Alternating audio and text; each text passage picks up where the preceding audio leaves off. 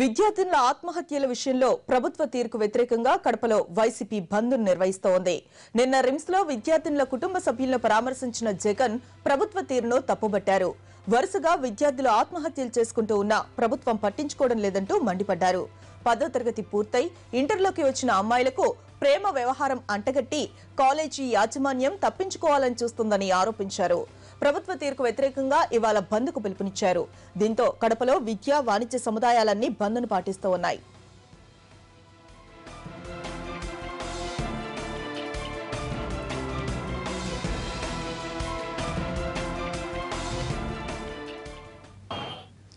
కడప బంద్కు సంబంధించి latest updates ని మా ప్రతినిధి లక్ష్మీనాథ్ మనకు అందించేందుకు సిద్ధంగా ఉన్నారు. లక్ష్మీనాథ్, చెప్పండి, ఇక్కడ బంద్ ఏ విధంగా జరుగుతుంది, దానికి సంబంధించిన పూర్తి డీటెయిల్స్ ఇవ్వండి.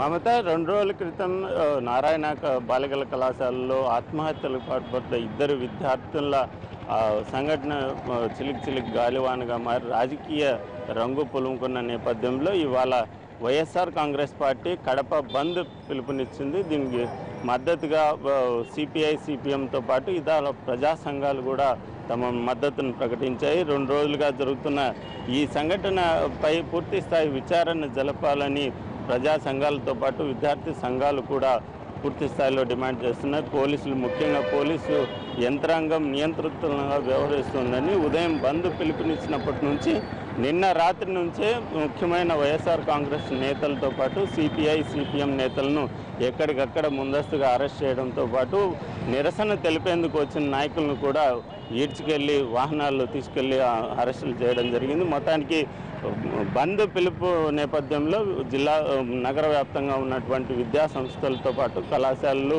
ప్రభుత్వ కార్యాలయాలు, ప్రైవేటు, వాణిజ్య, వ్యాపార సంఘాలు పూర్తి స్థాయిలో మద్దతు ప్రకటించి స్వచ్ఛందంగా బంద్ను పాటిస్తున్న నేపథ్యం. మొత్తానికి